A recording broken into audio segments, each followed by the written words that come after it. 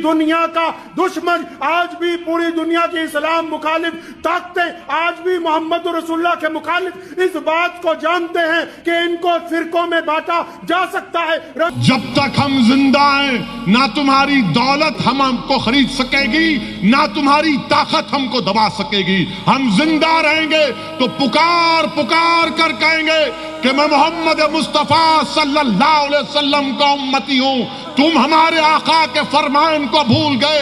अगर कोई मुनाफिक भूल गया तो भूल जाए, मगर हम नहीं भूलेंगे। तुम सारी दुनिया की दौलत ला के दे दो, मगर हम अपने दीन का सौदा नहीं करेंगे। कि हमारी तादाद को छुपाते हो, जिस दिन हम सड़कों पर आएंगे तो तुम्हारी रूह कांप जाएगी और तुम हमारी बात सुनने पर मजबूर हो जाओगे।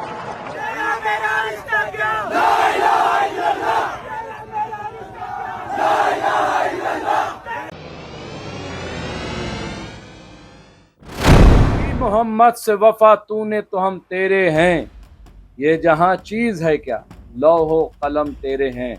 आदाब, मैं हूं मुमताज आलम रिजवी और मैं बात करूंगा आई लव मोहम्मद सल्लल्लाहु अलैहि वसल्लम कहे जाने पर जो बवाल मचा हुआ है पूरे मुल्क में। कानपुर से शुरू हुआ वाकया अब पूरे मुल्क में फैल गया है और एक के बाद एक अब नए मामले सामने आ रहे हैं। अब तौकीर रज़ा, मौलाना तौकीर रज़ा का बयान आया है, जिसके बाद तो कुछ ज़्यादा ही हंगामा बरपा हो गया है, कुछ ज़्यादा ही बवाल हो गया है। अब उसको सियासी पार्टी से मौलाना तौकीर रज़ा खां के बयान को जोड़ करके देखा जा रहा है।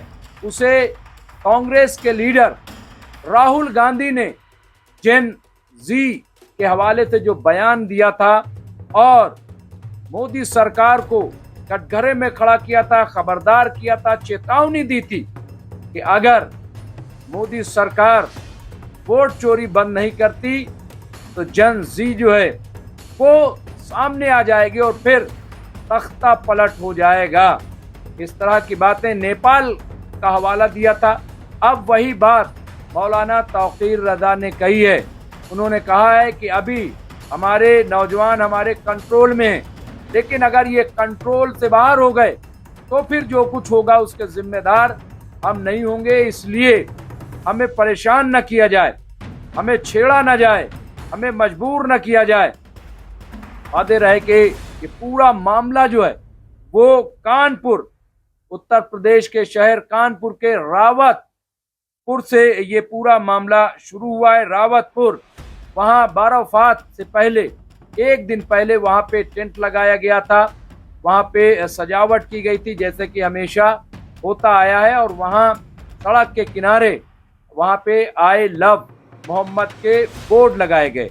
आपको मालूम होगा कि अब जगह जगह ख़ास तौर से उत्तर प्रदेश में और कई मकामात पे, दिल्ली में भी आपने देखा होगा कि I love Nizamuddin, I love, हर इलाके का इस तरीके से लोग लिख रहे हैं।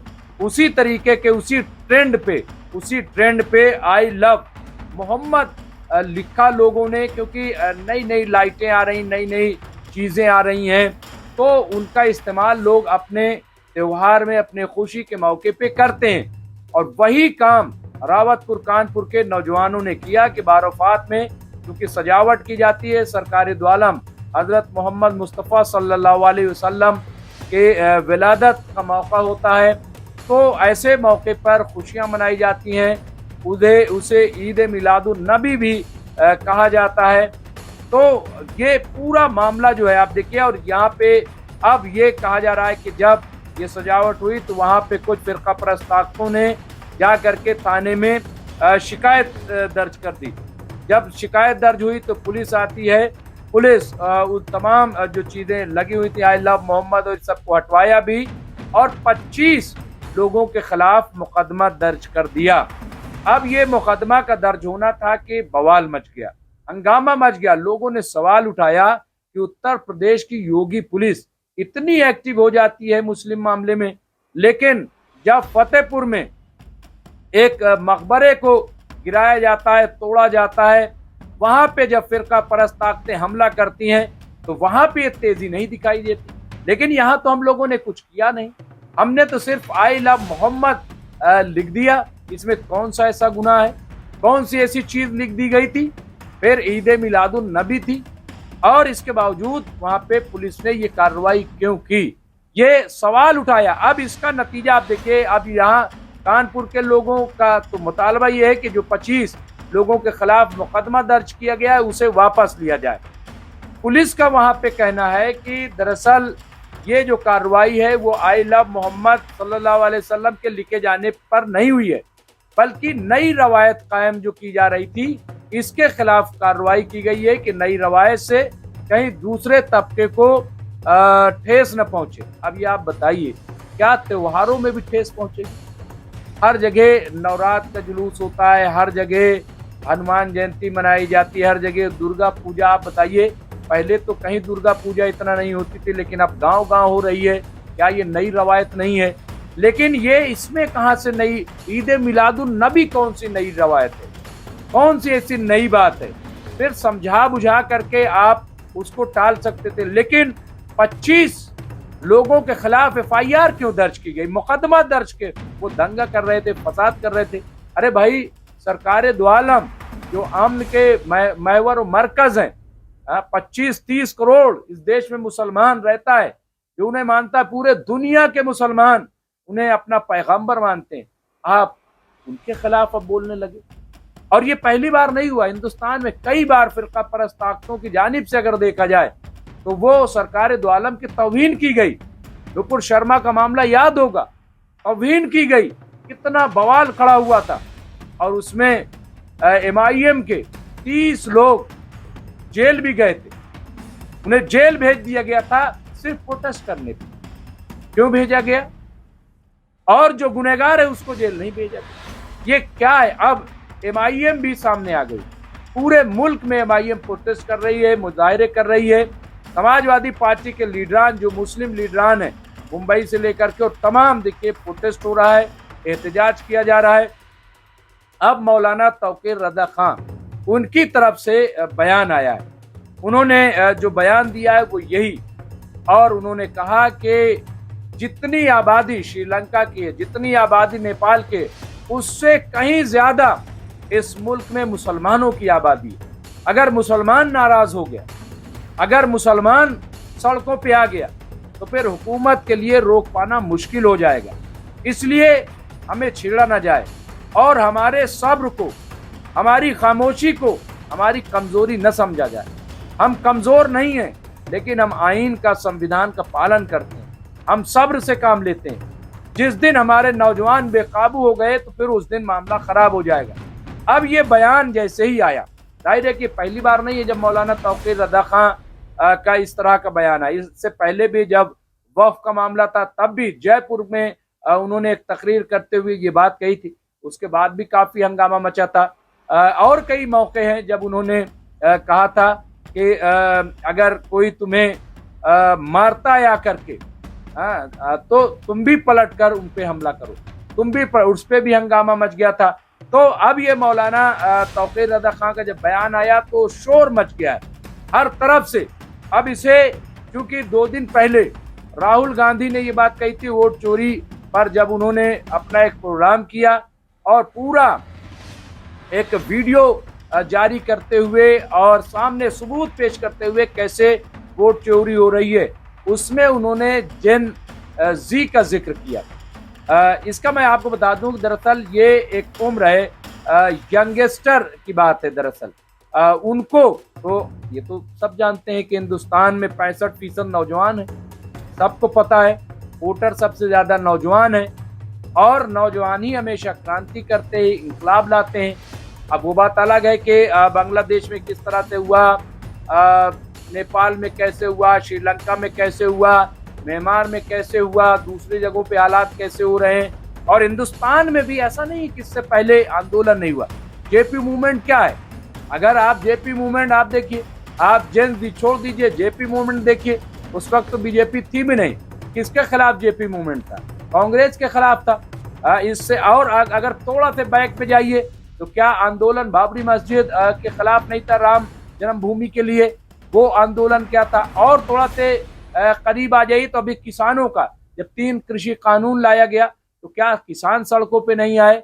उन्होंने आंदोलन नहीं किया। आंदोलन होते रहे, लेकिन जेन जी दरअसल जिस तरह से नेपाल में किया गया कि वहां अराजकता फैलाई गई, वहां तोड़फोड़, आग लगाई गई, संसद में आग लगाई गई, प्रेसिडेंट हाउस में आग लगाई गई, प्राइम मिनिस्टर हाउस में आग लगाई गई, मॉल लूटे गए, दुकान, ये एक मुख्तलिफ है। लेकिन ऐसा हिंदुस्तान में कभी नहीं हुआ, हम ये भी नहीं कह सकते। आपको जाट आंदोलन हरियाणा का याद होगा। जाट आंदोलन में क्या हुआ था? जाट आंदोलन में 40,000 करोड़ का नुकसान इसी हरियाणा में हुआ है। तो ऐसा नहीं है कि कभी यहाँ पे हुआ नहीं, लेकिन फिर भी जब मौलाना तौकीर रज़ा का बयान आया तो उसे जोड़ दिया और ये कहा कि राहुल गांधी ने आग लगाई और मौलाना तौकीर रज़ा अब उसमें घी डालने का काम कर रहे हैं। तो ये पूरा मामला जो है, देखिए अब यहाँ पे सामने आ गया है। अब इसमें बीजेपी भी जाहिर सामने आएगी। अब एक ने तो ऐसी हेडिंग लगा दी कि गोया ये जो तौकीर रज़ा इन्होंने हिंदुओं के खिलाफ बोला। अच्छा, सवाल ये है कि हर जगह ये हिंदू संगठन कूद क्यों पड़ते हैं? 12 फात उनका है, ये क्यों शिकायत करने पहुंच जाते हैं? कहीं हिंदू संगठन आधार कार्ड चेक कर रहे हैं, कहीं हिंदू संगठन जा करके दुकानों में चेक कर रहे हैं कि आप किसकी दुकान है, कौन है आप, ये किसने लाइसेंस इनको दे दिया, ये कौन सी अथॉरिटी, और इनके कहने पे कार्रवाई? अगर ऐसा कुछ था, पुलिस जांच करे, पुलिस देखे। लेकिन ये फिरका परस्त ताकतें कुछ संगठन को रोजगार पे लगा दिया है सरकार ने, इसी तरीके से रोजगार आप कीजिए, ये ठीक नहीं, ये सही नहीं है। और इसीलिए पूरे मुल्क में आपने थोड़ा सा किया, आज पूरे मुल्क में आप देखिए सोशल मीडिया पे लोग अपनी डीपी लगा रहे हैं, आई लव मोहम्मद सल्लल्लाहु अलैहि वसल्लम, लोग फेसबुक पे अपना लगा रहे हैं, लोग हर जगह बैनर लेकर के आ रहे हैं, लोग प्ले कार्ड लेकर के चल रहे हैं। तो ये आपने किया क्या? क्यों इस तरह से उकसा रहे हैं? अब इसमें तो लोग कंप्रोमाइज नहीं करेंगे कि आप हुजूर सल्लल्लाहु अलैहि वसल्लम, अब कल के आप कह देंगे कि साहब आप उनका नाम न लीजिए। अब वो पुलिस जरूर कह रही कि हमने मना नहीं किया, लेकिन आपने किया क्यों?